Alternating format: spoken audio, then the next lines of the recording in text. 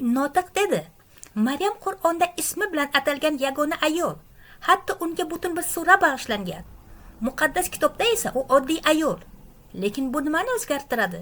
Rostini aytsam tushunmadim. Muqaddas kitobda Maryam oddiy, lekin o'ziga xos. Luqo 1:48-49.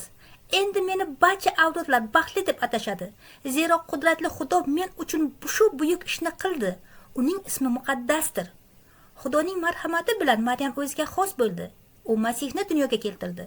Muqaddas kitobda ismi tilga olingan va hatto butun boblar bag'ishlangan ko'p ayollar bor. Debora, Rut, Ester. Muqaddas kitobda barcha odamlar, oddiy insonlar, kuchli va zaif tomonlari bor. Lekin Xudo ularni o'z maqsadi uchun ishlatgani uchun ular o'ziga xosdir. Muqaddas kitob odamlarga nisbat bermaydi va ularni avliyo bilishni talab qilmaydi. Biz Xudoning xizmatkorlarini hurmat qilamiz va sevamiz. Lekin shon sharaf va hamdard faqat Xudogadir. Siz muqaddas kitobdagi ayol qahramonlarni bilasizmi? Izohlarda yozib qoldiring, like bosing, bo'lishing, obuna bo'ling.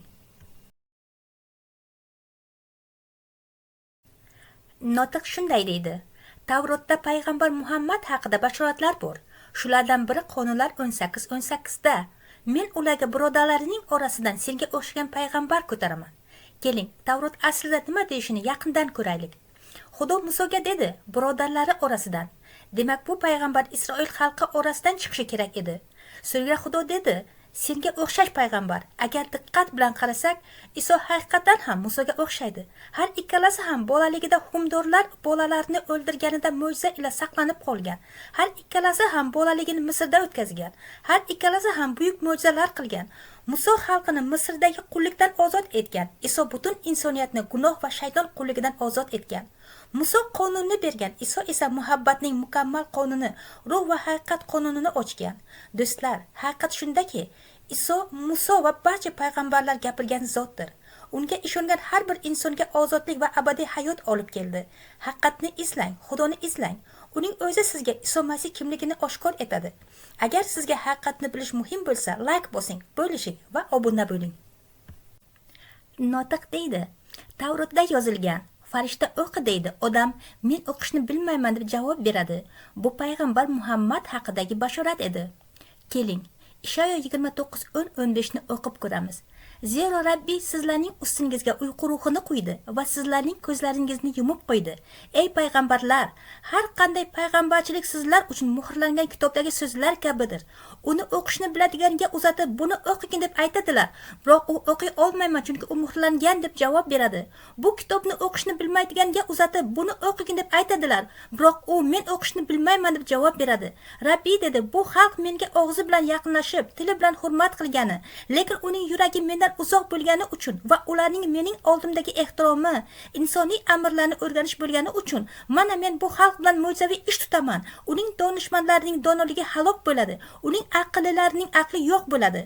Bu bob Xudoning hukmi haqida, qalbi bilan Xudodan uzoq bo'lganlarga uyqu ruhini yuborgani haqida so'zlaydi. Hali ham bu Muhammad payg'ambar haqida deb o'ylaysizmi? O'zingizni sinang. Sizning qalbingiz Xudoga qay darajada yaqin? Fikrlaringizni izohda yozing, like bosing, obuna bo'ling. Notiq Sulaymonning qo'shig'i 5:16 payg'ambar Muhammad haqidagi bashorat deydi. Keling, bu oyatda nima deyilishini o'qiylik. Uning og'zi shirindir va u ko'nglim istagan shaxsdir. Ey Yerusalim qizlari, mana mening mahbubim va mening do'stim mana shudir. Bu yerda Sulamida o'z eri podshoh Sulaymon fazilati haqida gapirmoqda. Qariyb 1000 yil keyin keladigan payg'ambar haqida emas.